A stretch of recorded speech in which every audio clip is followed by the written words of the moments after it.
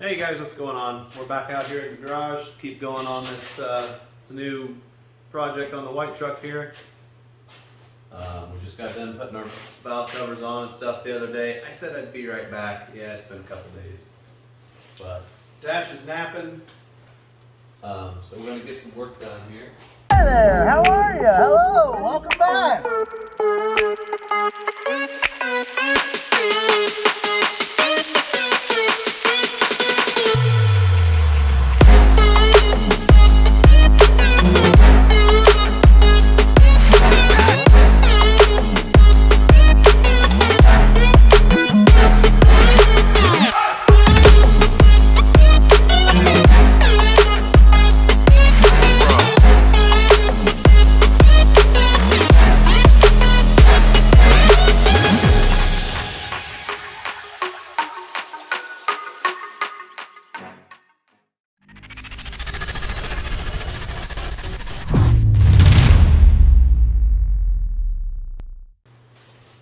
Off camera, I messed around with some cardboard, come up with a little bit of a template.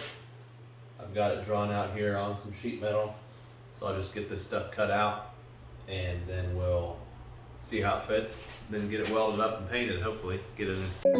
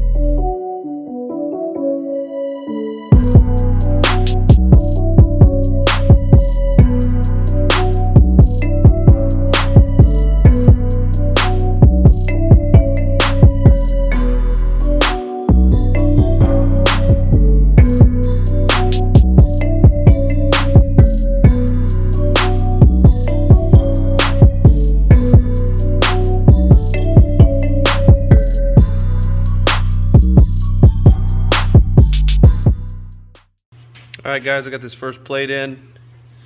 I got another piece that is going to go over here, and then I'll cut one to cover the back and get it all welded together. This is kind of where the catch cans are going to go. They'll be up a little higher so that there's room to take the actual can part off to empty it.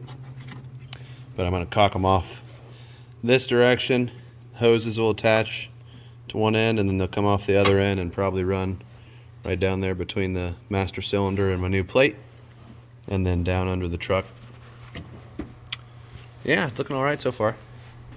Took a little more to get them bent than I thought it would, but pretty cool. I don't know, I might have to make a flap for that deal, but boy, that fender's tough.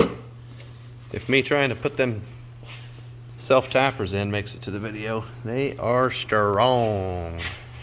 Alright, see what else we can get done here.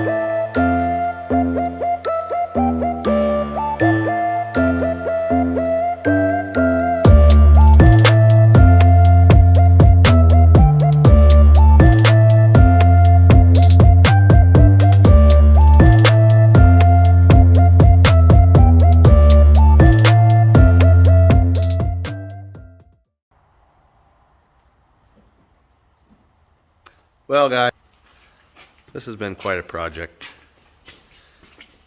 I ended up, after the last clips before this one, ended up coming down with a virus of some sort.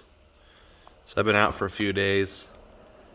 Came out and tried to just plug away at this a few minutes at a time over the last couple days, so I didn't get a whole lot recorded. But here is our new and exciting Super Mega Overkill Catch Can 5000. We got our 2 vented valve covers and the original crankcase vent. They each have their own can. They got an in and an out. The outs, I still need to do something with them. They're just down here. Find something to hold them to the frame, cut them all the same length or whatever, but there should never be any oil come out of them. Should just be gases. All of our oil should get caught in these cans. It's kind of a pain with the hoses on, but you can still get in here and take these cans loose. Probably have to pull the hoses off to empty them, but I don't see them filling up all that fast. I guess I should have showed you that before I got the hoses on. But it's kind of tight. You can get in there, get the can off, back on. Those catch cans were just cheapies off Amazon. I think I got like 40 bucks in the 3 of them. I was only able to use one mounting hole just because of what I bought to mount them with. So we'll see if those machine screws hold up or not. If they don't, we might have to revisit this at some point. Or I might just get a whole different setup. If I find that this is way overkill and there's never any oil in any of the cans, then I might just do away with the cans and run them straight to the ground. But there's definitely a lot more going on, but that the beauty plate turned out all right. Can't see it as well now with the cans mounted and stuff. I had it boxed in a little bit more than this corner here and the top, but when I went to tack it together, I wanted to tack it together and then go weld it on the bench. I realized that if I did all that, then it wouldn't be removable anymore. So that's what we got. Don't laugh at my welds, I'm still learning. Just got a little 110 Hobart. But yeah, the factory crankcase vent. I got this hose off. It's pretty scuzzy in there, but it wasn't completely plugged at all. You can see it's pretty nasty. I took it off and then I blew compressed air back up in. I'll show you where it's at. There it is right there. If the camera would focus. That right there. With that tube off, finagled the compressed air down in there and blew back up in it with the oil fill off, and you could feel airflow getting back up in there. There's supposed to be some kind of mesh in this little box. Where are we at? My camera's not cooperating there. That little box that elbow comes out of. Some people said there's like a steel wool in there that I wanted to take out and clean, but it's actually part of the tappet cover on the side of the engine, and to take that off, you have to take the P-pump off, and I don't really have, I'm not doing that. I'm not right now. Maybe later. Maybe later we'll get a new pump or send this one off to get tricked out.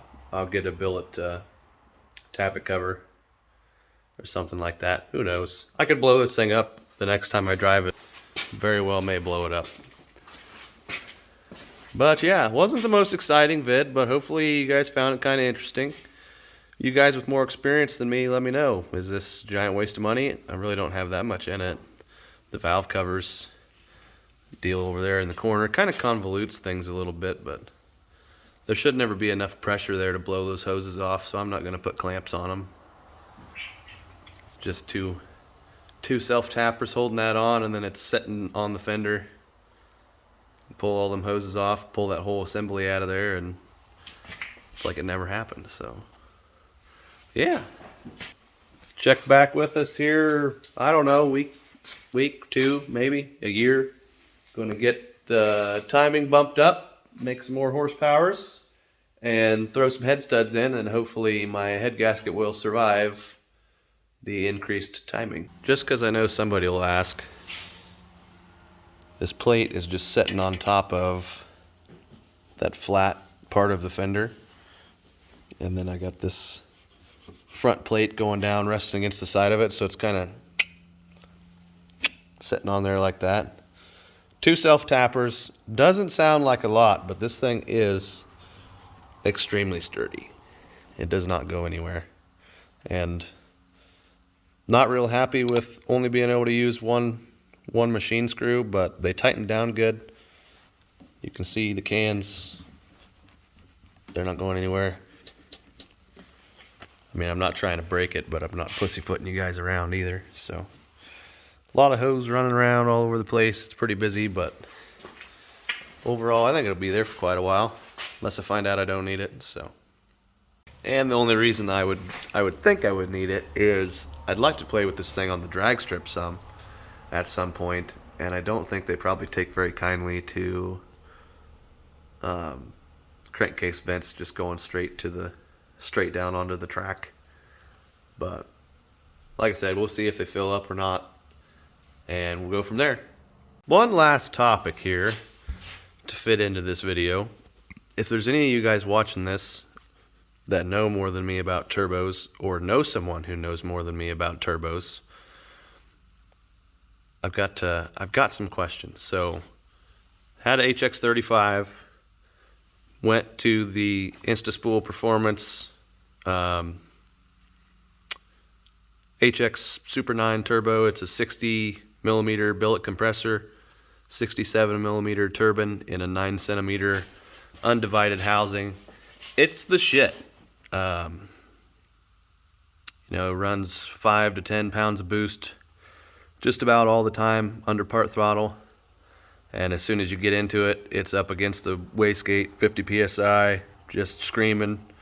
Pulls pretty hard to like 3,500 RPM. It's pretty impressive, especially compared to the factory whole set. But I've never really been in any trucks with big turbos. Like any good red-blooded American, I'm interested in some more horsepowers. And the original plan and the thought process behind this turbo selection was to build a compound setup with this Superhero 9 as the secondary, and doing like an S475 or an S480 as the primary. Probably going to be a side-by-side compound kit. I'll get a Steed Speed, high mount the HX35, and then put the S400 Big Brother over here somewhere. Hopefully still run a downpipe. I don't know. Kind of inspired by the Will Terry's Junker drag truck thread. Hopefully hit like 700 horsepower would be my end goal. If anybody's got any experience with compounds, I'm curious how they come on. Like, do you feel the first turbo come on and then a pause and then the primary lights? Or is it pretty seamless? Do they come on really hard and strong, like enough to do rolling burnouts? Will my head gasket survive at 700 horsepower with just 425s? That I kind of doubt. But the other thought process is I've always liked medium-sized S400s, so I'd be curious to know what like a 467, 468 size turbo would do. I've heard of people having decent luck with a 464, but if you're just going to run a 64 millimeter compressor, I feel like you'd be better off just sticking with an S300.